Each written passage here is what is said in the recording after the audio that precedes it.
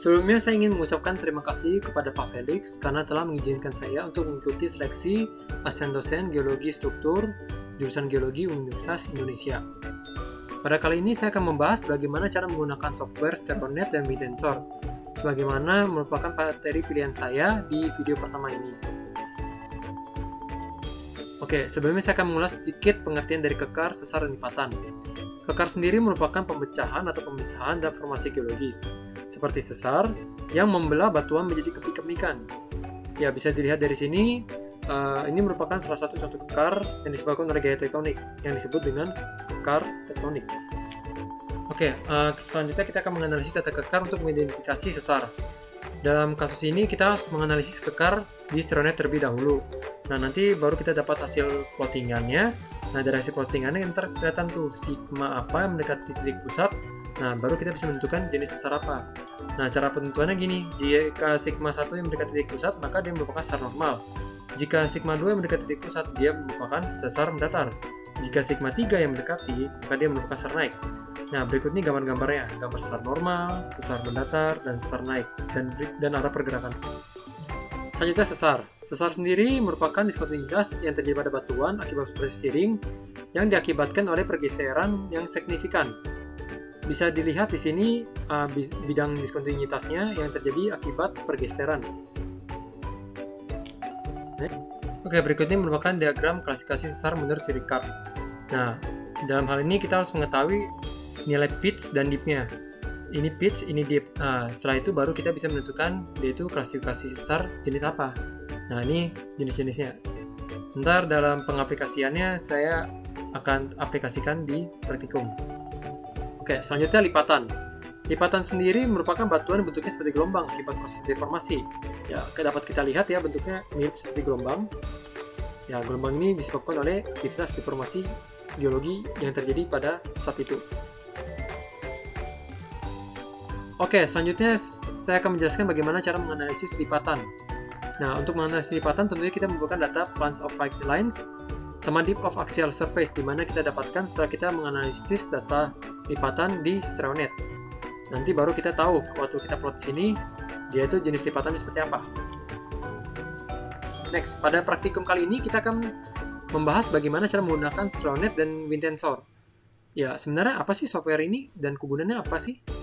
Sebenarnya StereoNet itu, yang software StereoNet ini sama saja seperti StereoNet manual, cuman lebih efektif dan lebih efisien dan dapat minimalisir kesalahan yang pada saat kita ngupload di StereoNet manual.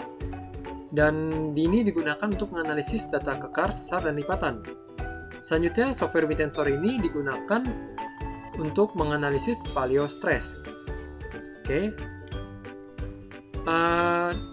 Kali ini merupakan data-data latihan untuk software StereoNet. Ya, ini data kekar yang saya sediakan dan data lipatannya. Ini dapat kita gunakan ntar pas praktikum. Nah, nanti pas praktikum saya juga akan tampilkan.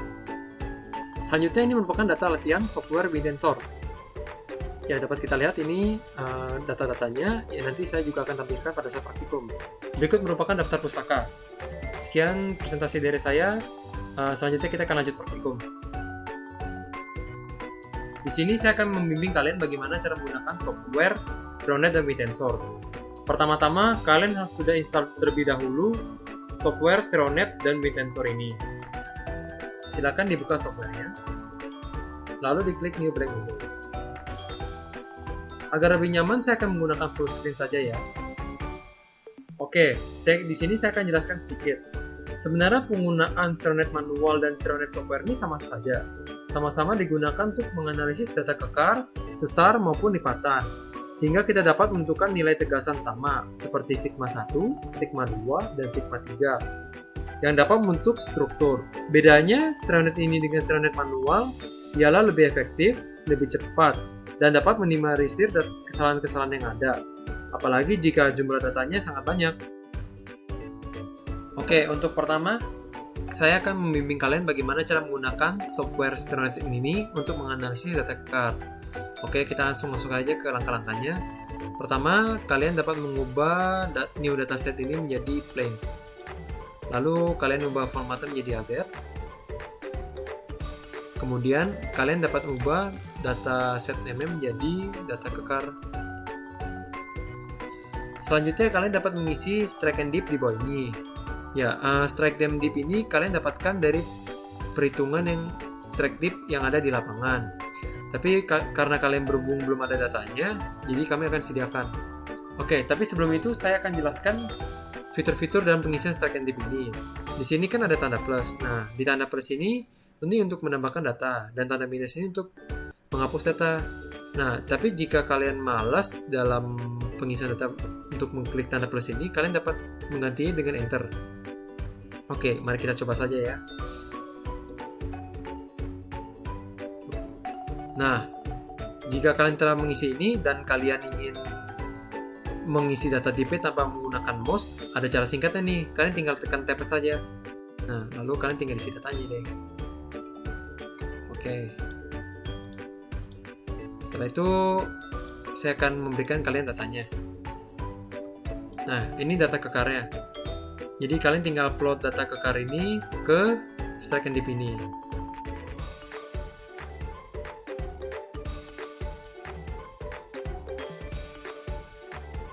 Jika dirasa pengisian datanya sudah tepat dan benar sesuai dengan data kekar yang kami berikan, kalian bisa lanjut untuk membuat polls di masing-masing bidang ini.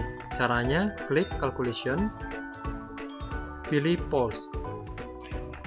Nah, muncul nih polls dari masing-masing bidang. Langkah selanjutnya kita akan membuat kontur dari masing-masing polls ini. Caranya, klik plot, kontur, polls to data kekar. Nah, muncul nih polls dari kontur dari data-data kekar ini. Nah, kita akan lanjut memperhalus si konturnya ini dengan cara klik view, inspector, pilih kontur, klik one area kontur, pilih smooth. Nah, untuk pengisian interval ini kalian bisa sesuaikan saja sehingga gambar titik maksimalnya kelihatan dan bagus konturnya.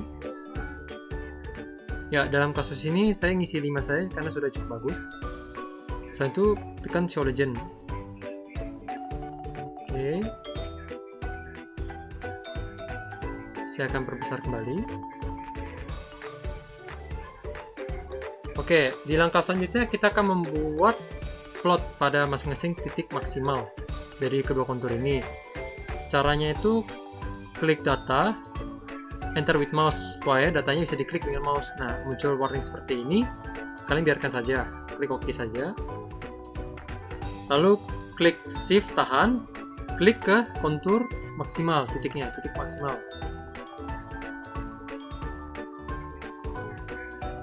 Oke, diklik. Muncul satu. Sekarang kita klik yang kedua. Oke. Muncul nih masing-masing dari trend dan plan masing-masing titik maksimalnya. Kita lanjut ke langkah selanjutnya agar kita tahu titik perpotongannya. Caranya itu klik plot, pilih cylinder base fit, add hook lines. Nah, muncul nih data-data titik perpotongannya. Nah, kemudian langkah selanjutnya itu kita akan melakukan interpretasi. Tapi biar mudah, kita akan hilangkan dulu nih data-data kekarnya dan hanya add hook line saja. Oke, kita klik. Nah, dia mulai hilang kan? Oke, jadi ini akan muncul sigma 1, sigma 2, dan sigma 3 saja. Oke, di langkah selanjutnya kita ngeblok kedua ini, kedua data. Lalu kita pilih calculation, plans to poll untuk memunculkan garis bantu yang lainnya. Nah, dari sini kan kita belum tahu nih sudut-sudutnya, di mana dia yang lebih besar dan mana yang lebih kecil. Nah, caranya cukup mudah. Kalian klik dua data ini, shift, block, lalu caranya itu seperti tadi, klik angel between. Oke, di sini sudah akan muncul angel dan masing-masing sudutnya lah, yang mana yang lebih besar dan mana yang lebih kecil. Jadi yang si bagian 3 kanan ke bawah ini lebih kecil ya sudutnya, sebesar 57,4 derajat.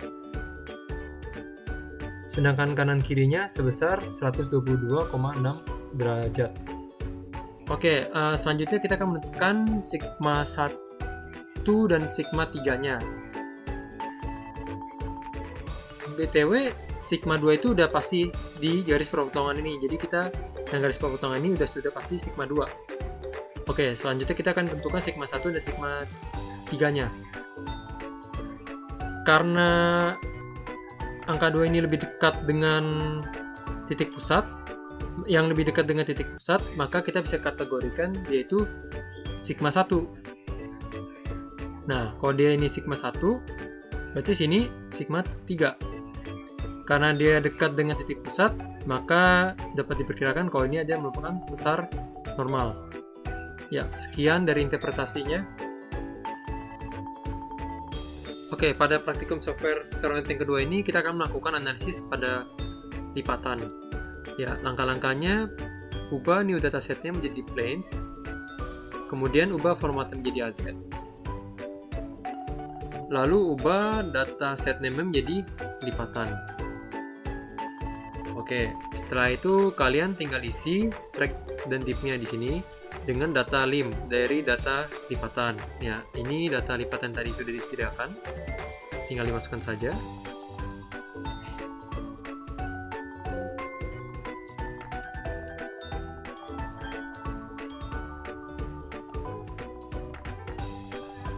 Oke, setelah dimasukkan, perhatikan lagi jika ada kesalahan ya.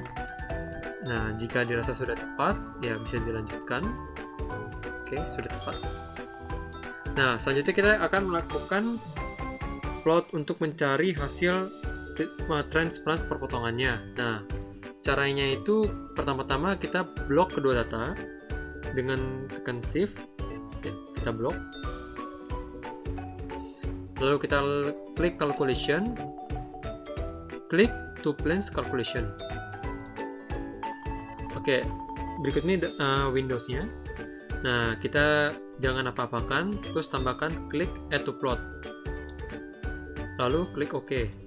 Nah, didapat deh hasil potongannya. Nah, dengan nama line of intersection. Ya, selanjutnya kita akan mencari nilai deep axial surface-nya.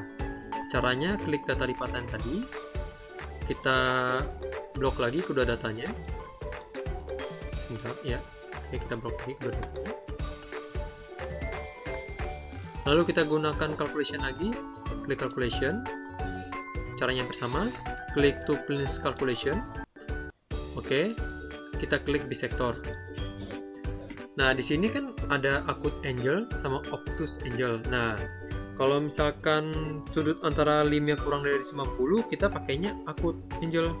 Kalau misalkan lebih dari 90, kita pakai obtuse. Nah, gimana cara lihat limnya? Nah, bisa dilihat dari sini nih.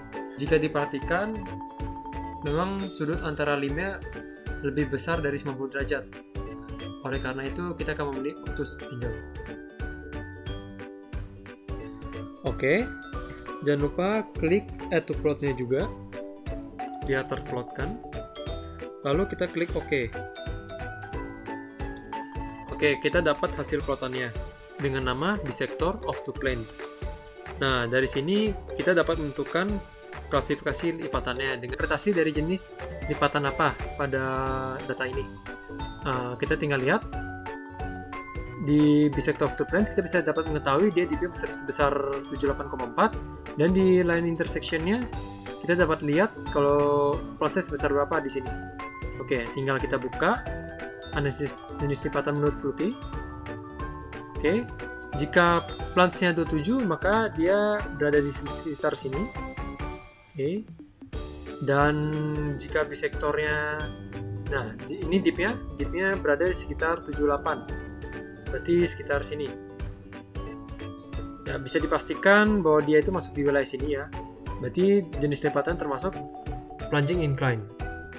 Ya, ini jadi akhir dari interpretasinya ya. Jadi interpretasinya merupakan plunging incline. Ya, sekian dan terima kasih telah mengikuti pelatihan StairNet ini.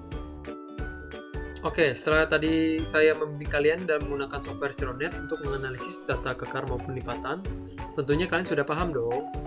Oke, selanjutnya kita akan masuk ke dalam software kedua, yakni WinTensor. Ya, silakan dibuka softwarenya. dan ini halaman utama dari softwarenya. Sedikit penjelasan mengenai WeTensor. WeTensor sendiri merupakan software yang digunakan untuk menghitung kondisi stres di masa lampau berdasarkan struktur geologi. Nilai tegasan utama seperti sigma 1, sigma 2, dan sigma 3 sebenarnya merupakan nilai stres yang kita estimasi. Karena nilai stres sendiri hanya dapat berubah ketika struktur geologi terbentuk dan berubah dari waktu ke waktu. Data yang kita dapat input ke dalam WeTensor ini berupa data kekar, lipatan, sesar, dan lainnya.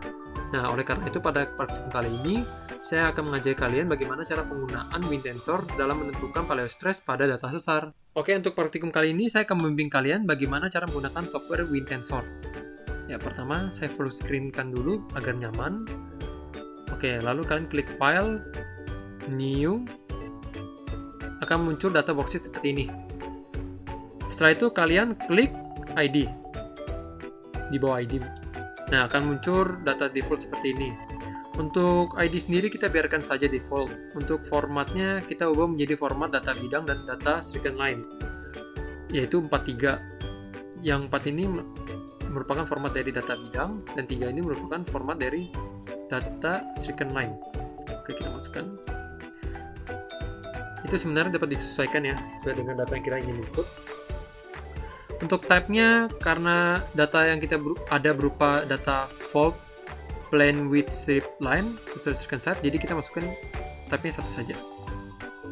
Oke, untuk strike deep pitch dapat dilihat dari data yang kami sediakan. Oke, diisi strike-nya 090, deep-nya 88, pitch-nya 06E, sense-nya S. Kenapa sense-nya S? Sinistral. Karena yang data yang kita masukkan itu berupa data sinistral yang strike-nya dari barat ke timur. Untuk levelnya kita masukin aja S, suppose. Setelah itu kalian tinggal tekan processing. Nah, akan muncul peringatan seperti ini, tekan ini saja. Oke. Di sini akan muncul berbagai hasil seperti Stereonet, Ross diagram, statistik, PBT axis, dan lain-lainnya. Ya, bisa dilihat di sini. Karena kita butuhnya data PBT axis saja, ya tekan tab PBT axis. Nah, akan muncul sigma 1, sigma 2, dan sigma 3 sebagai tegasan utamanya. Ya, kalian dapat lihat hasilnya seperti ini. Oke, untuk selanjutnya kita tinggal menginterpretasi jenis sesar apa yang terdapat di sini. Karena sigma 2-nya yang mendekati titik pusat, maka dapat dikategorikan bahwa ini merupakan sesar mendatar. Oke, berikut ini saya akan mengklasifikasikan sesar menurut ICAR 1972 berdasarkan data yang tadi. Nah, di sini data yang tadi saya ketik di sini agar lebih mudah. Oke. Dalam penggunaan diagram ini kita harus memperhatikan poin-poin apa aja yang sangat penting untuk digunakan. Yang kita gunakan tuh di sini yakni pitch dan deep di bagian bawahnya. Oke, kita langsung saja mulai praktik soal. Dikatakan bahwa dia itu sense-nya itu ada sinistral atau mengiri. Kalau dia mengiri itu berarti kita ambil di sebelah kiri saja. Oke, kita perhatikan sekarang pitch-nya itu 06, berarti berada di sekitaran ini.